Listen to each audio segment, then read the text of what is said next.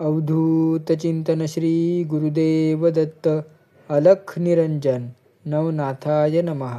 दत्तगुरूंच्या कृपेने तुमच्या सर्व मनोकामना पूर्ण व्हाव्यात अशी गुरुचरणी प्रार्थना करून आजच्या व्हिडिओला सुरुवात करूया. श्री गुरुदेव दत्त. आजच्या व्हिडिओमध्ये आपण नाथपंथात लवकर न मिळणारी गोष्ट कोणती हे बघणार आहोत. तर चला व्हिडिओला सुरुवात करूया.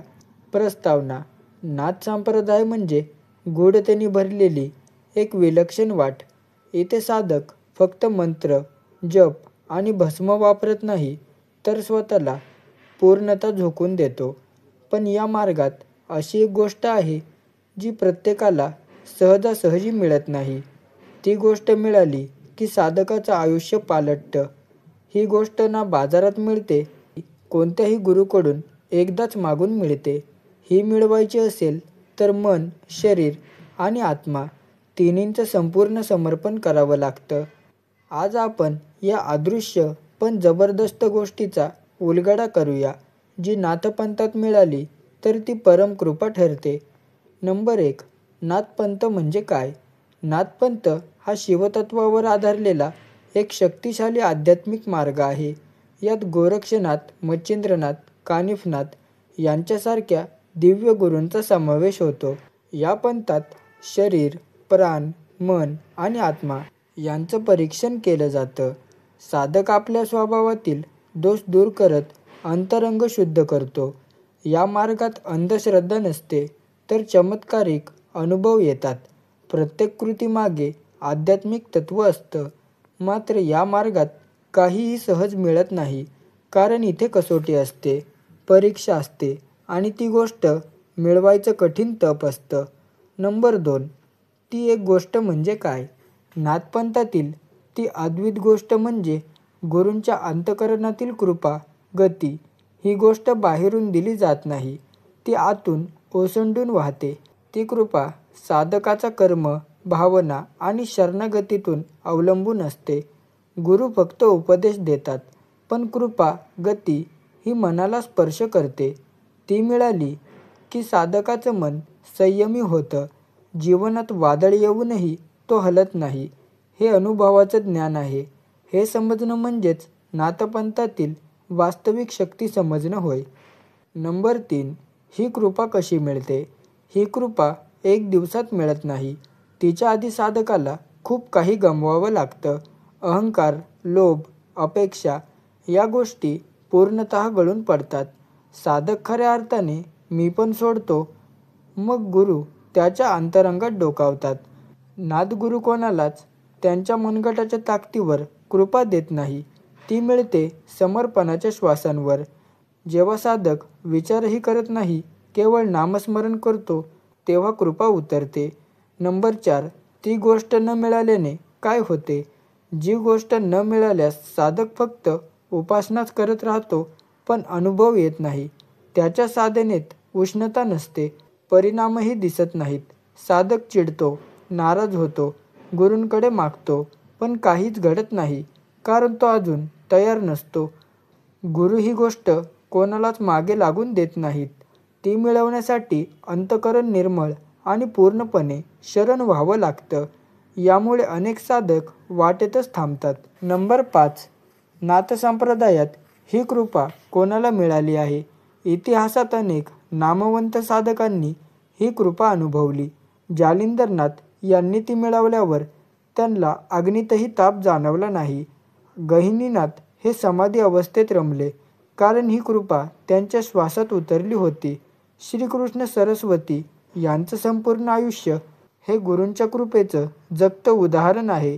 त्यांनी स्वतःला पूर्णपणे विसरलं आणि गुरुकृपा त्यांच्या शब्दातून बोलू लागली. ही गोष्ट त्यांना मिळाली होती, म्हणून तेच जिथे गेले तिथे भक्तिमय शक्ती पसरली. नंबर 6. ही कृपा मिळवण्यासाठी काय करावं? सर्वप्रथम साधकाने सततच नामजप सुरू ठेवावा लागतो. नाथपंथात गुरुनाम हे परमनाम मानलं जातं. दुसरं, सेवा करावी लागते. गुरूंचं मंदिर, वडीलधाऱ्या माणसांची सेवा, प्रामाणिक जीवन हेच त्या कृपेचं निमित्त बनतं. तिसरं, अहंकारमुक्त होणं.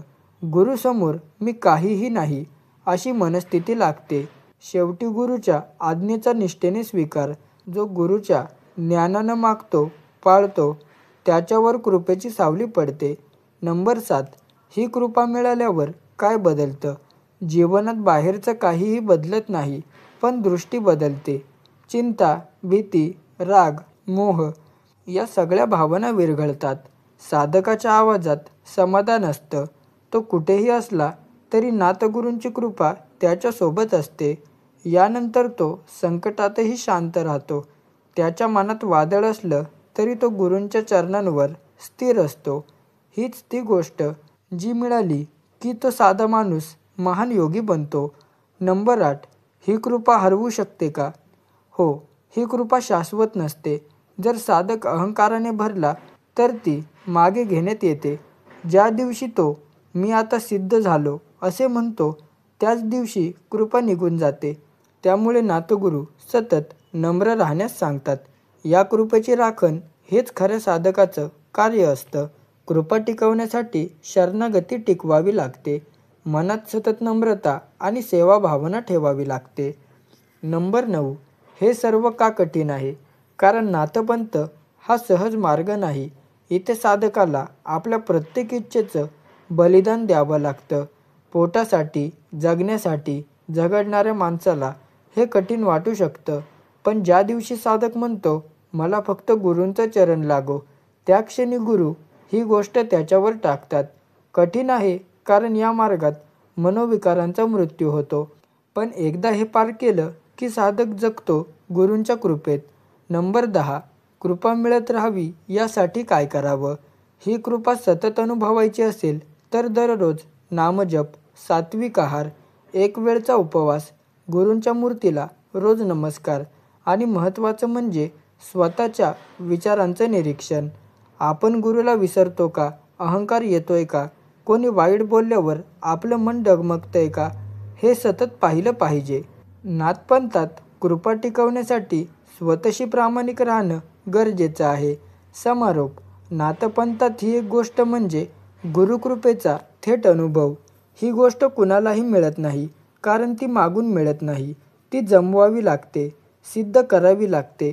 ही मिळाली की साधकाचं जीवनच बदलतं, कारण मग तो गुरूंच्या छायेत चालतो. त्याचं जीवन त्याच्या हातात नसतं, ते गुरूंच्या कृपेच्या रेषांवर चालतं. म्हणून हे लक्षात ठेवा, नाथपंथात सगळं मिळू शकतं, पण ही गोष्ट मिळाली तरच सगळं आपलं होतं. अवधूत चिंतन श्री गुरुदेव दत्त. अलख निरंजन. हा व्हिडिओ तुम्हाला कसा वाटला कमेंट करून नक्की कळवा. तर चला भेटूया लवकरच पुढच्या